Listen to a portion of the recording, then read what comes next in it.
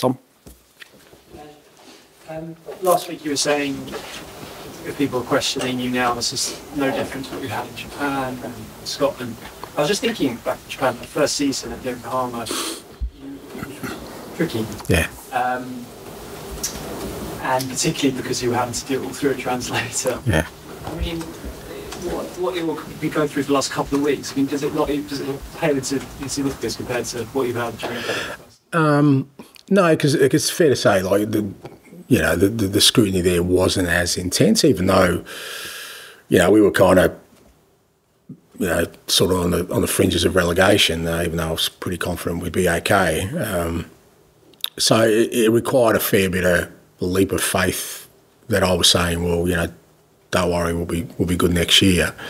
When, so like we were sort of fourth or fifth or sixth, we were, like I said, we were flirting with relegation at one point. But I still saw signs in that time. I think we were the second highest scorers in the league. We conceded a lot of goals that year for sure. But I just thought, if we make the right changes in the off-season, I could see the players had bought into it 100%. The staff had bought into it. It was just a matter of making the right moves in the following year. And I thought we're going to make some major ground. Now we ended up winning it the following year. But, again, through that time, you always, whether it's outward scrutiny or you kind of question, okay, I'm not oblivious to seeing that, well, the results aren't great, but I've always kind of been good at looking below and saying, is there the stuff there that I need to see for us to continue to grow? And particularly at that time, I really felt strongly that, the following year we would be a force, absolutely. I didn't know whether we'd win it, obviously, because to come from where we did to win it is pretty extraordinary, but I was confident that, we'd make some major inroads, and I feel the same way now. I think the underlying stuff that I look for is there. Do we have gaps? Absolutely. Is it surprising? No. But that's hard to sort of outwardly explain to people who kind of rightly or wrongly are just looking at the results and saying, well, with Yokohama we finished, 15th or 16th. How are you going to win the league the following year? I would have sounded like even crazier than I do now. But I believed at that time that we were in good shape, and I believe at this time we're in good shape. It sounds like back then you were pretty confident in everything then. I mean, has that experience just solidified that confidence when it comes to being? Yeah, I mean, but again, the confidence only comes if I see things that, are kind of reflective of what I want to see below the surface, and I do. I think there's a lot there, a lot of encouragement for us there in terms of where we're heading as a team. I really believe that. But some of that won't come to the surface until we fill certain gaps. It'll stay below the surface, and we're going to have some, fluctuations and some volatility in our growth. But as we continue to fill those gaps, I think when it does come together, it'll come together really quickly. Is what kind of I believe. Just finally, Son's been a fantastic captain for the season, scored a hat-trick obviously against Burnley earlier this season. I think he's got a year left on his contract, potentially with an option. You mentioned last week that some good players might have to go, but I'm presuming that Son's one of the players that you're going to build this team on? Geez, that's a huge leap for you, mate. What a bold prediction that Sonny will be part of our future. Yeah, no, he's going to be part of our future, mate. Yeah, it's all right. Thanks, mate. Matt? Yeah. You've rotated your central midfielders around quite a lot the last few years. Yeah. Which is in quite stark contrast to earlier in the season when you were winning a lot of games, where it's basically Silence who were through a lot of the wins. Yeah. I just wondered why that was. Have you had doubts around midfielders, or have people started to perform better and therefore you want to see more of them? A little bit of both, I think. I mean, I thought Biss was outstanding against Liverpool last game. I think he's back to sort of his levels. But again, I thought before that he'd hit a bit of a flat spot. Similar with Matters. Pape, when he came back from African Nations, wasn't nearly at the energy levels he was earlier in the year, and part of it was me kind of, I wanted to see Bentancur. Obviously Holberg got some opportunities. Gio to a lesser extent. It's I've said before, I need to find out as much as I can about where we're at as a squad. But some of it was reflective of just performances and us sort of me looking for the right sort of combination in those areas, for the challenges we had. But like I said, I definitely Biss and Pape are now back, I think, to the levels they were earlier in the year for sure. I think when they're at their best, it does give us a little bit more of a fluency through that midfield.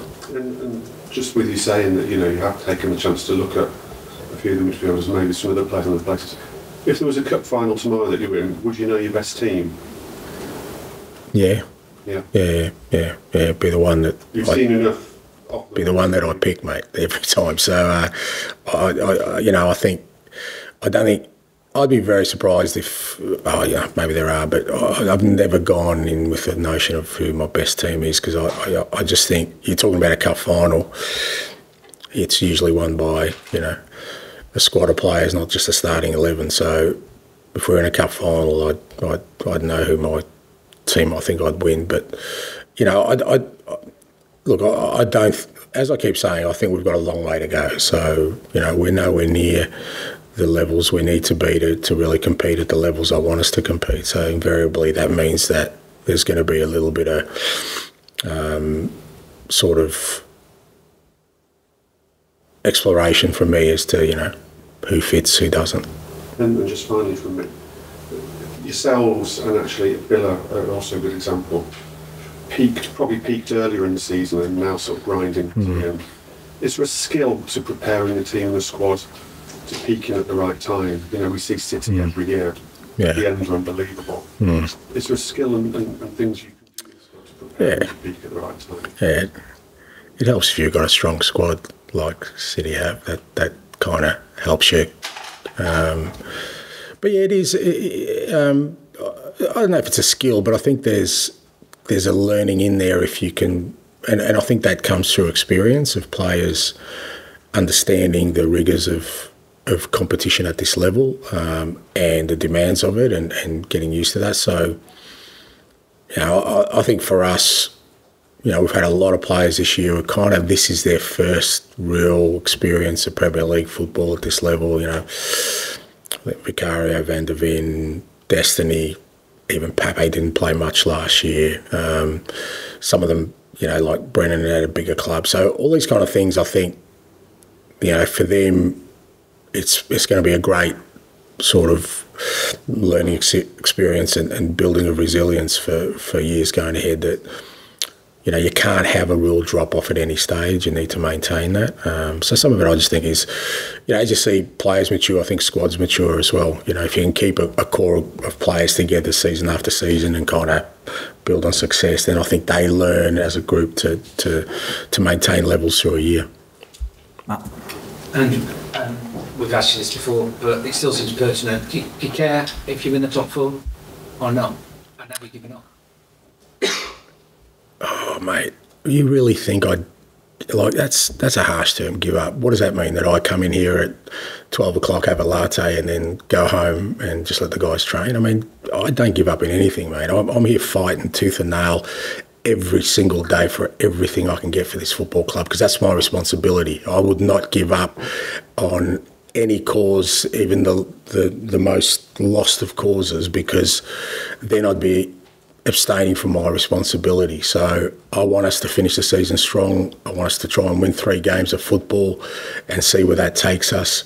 I'd never said that I didn't care about finishing top 4. What I said was that finishing top 4 does not mean we're going to be the team I want us to be next year. That's not what's going to define us. So I don't give up, and I'd be surprised if anyone in my position at this level would go in with anything other than 100% commitment to fight for everything, because if you don't, invariably you fail. It's just that there is this theory, and again we've asked before, that in terms of what you develop in Champions League might be a bigger league. Yeah, no, I mean, I get that, but it doesn't mean you don't want to finish as high as possible and get into the best possible competition. But that, I guess, was my point, was that finishing 4th and getting to the Champions League does not make you a Champions League club, in my opinion. it just gives you an opportunity to be in there. To me, to be a Champions League club, what I mean by that is at that level requires more than just finishing fourth in 1 year, as far as I'm concerned. It means, and do I believe right now we're a Champions League football club? No, we're not. That's my honest belief. I think we need, as I keep saying, we've still got work to do. But that doesn't mean I didn't want us to make Champions League, but that's self-defeating in terms of what I'm trying to create.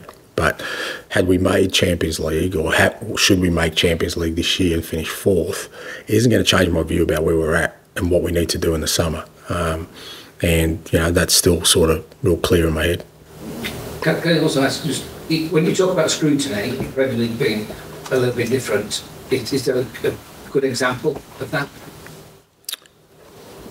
This room, mate. Example of that doesn't include this room. No, but in terms of the interest there is in it. So I mean, in Japan or in Scotland, the press conferences were a lot smaller. So I think you guys are reflective of the interest in the game. Like there's so much more sort of platforms now. I mean, now more than ever, I guess, because they're not just the official platforms; it's the unofficial platforms that are just as vocal. Where, like I said, everyone watches the Premier League, doesn't matter where you are. I'd hazard to guess that, you guys aren't always following the J League, but in Japan they're following the Premier League. Everyone watches Celtic Rangers. Maybe they don't always watch the whole of the Scottish Premiership, but everyone in Scotland follows stuff down here. So that's all I mean. I mean, it's the most visible sporting competition in the world, I believe. So when I talk about scrutiny, I just mean that there are physically a lot more eyes on it, therefore there's a lot more opinion on it, therefore there's a lot more scrutiny around that as a consequence. I'll finish with John, please. Do you think the criticism that's come your way in the last 4 games has been harsh then? No, I think it is what it is. I've never measured kind of, because as I've said all along, it doesn't change my approach. I feel that, whether it's supporters, whether it's people who are following the game, whether it's people who analyse the game, have a right to have a say. And if they feel that I'm somehow falling short, or I'm not sort of performing my duties in the right way, or if I've made mistakes, then I think they're allowed to say it. But I'm also allowed to not pay any attention to it. Not because I don't respect it, but I just don't think it's relevant to me. And the reason I keep saying that is because, and I always kind of temper my kind of, if I do hear of anything that comes my way that, is less than complimentary, I always kind of sit back and go, at the same time, whoever's making that opinion or making that assumption doesn't have all the information I have. So I'm always dealing with all the information. So what may seem illogical from the outside to me, is very logical, but you're not to know that. But if people want to criticise, if people want to question, I think that's their right. It doesn't affect me. And it certainly doesn't sort of change what my approach and what I'm trying to achieve. And at the same time, plenty of people are saying good things about me when things are going well. So, I can't turn around and say, well, no, don't criticise me, but then accept, you've got to deal with both. And even when they were saying good things about me, I wasn't paying attention there either. So I kind of, we mentioned Japan, but it was 4 years of bliss for me. I didn't understand the language, couldn't read the papers, didn't understand TV. I just assumed everyone loved me, mate. So it was a beautiful existence. It's a very hysterical place at times in the Premier League, believe it or not. Yeah, but that's all right.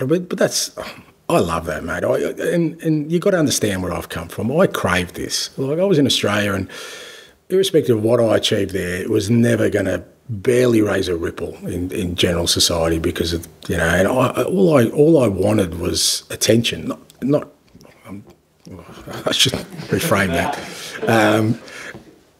Yeah, exactly.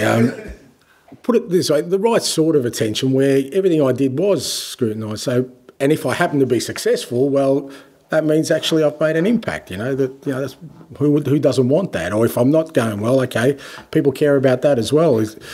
So I love that, but I can see how, you know, if you've been in it for a very long time, it can become fairly, you know, draining and wearing, particularly for managers today. I can see that, you know, where you're kind of, irrespective of what you may or may not have done, you're constantly, you know, that scrutiny is always there, the pressure's never off, there's always somebody under the spotlight, and after a while you might go, I don't know, maybe Jurgen falls into that baby, hey mate, I've had enough now, I can understand that, but that hasn't been my sort of existence up till now, so I love it, so, but, you know, what's the most extraordinary thing you've seen written about you or said about you that made you go, wow? Yeah, I don't want to say. I'll tell you why I don't want to say, right? Because you know, when I'm all said and done, and I'm going to write a book because I got some cracking stories. But it's just how sort of without using the sort of the wrong word, how sort of repetitive some of the things have become in my career of me having sort of answer the same sorts of questions along the way, and that that cycle doesn't seem to change at no point, and it kind of, it still surprises me that you know that angle is still very very much the prevalent one, even though, you know, like I said, it's kind of been, you know, rinse, recycle, repeat for me a lot of my career, and it's been the same here this year, where a lot of the questions, I think, I think it was Charlie that might have asked me. He said that, you know, something along the lines, do you allow your players to shoot or something? And I had that question when I was at Brisbane Roar, because we kept passing it with tiki-taka and all that. And do you let your players shoot the ball? And I remember when he said it to me, I think I smiled, because I've just gone back 24 years, you know, which is fair enough. I get it, because for most people it's new. But for me, it's just, yeah, it's been an interesting kind of journey, mate. Cool. Thank you very much. Thanks, Cheers, guys.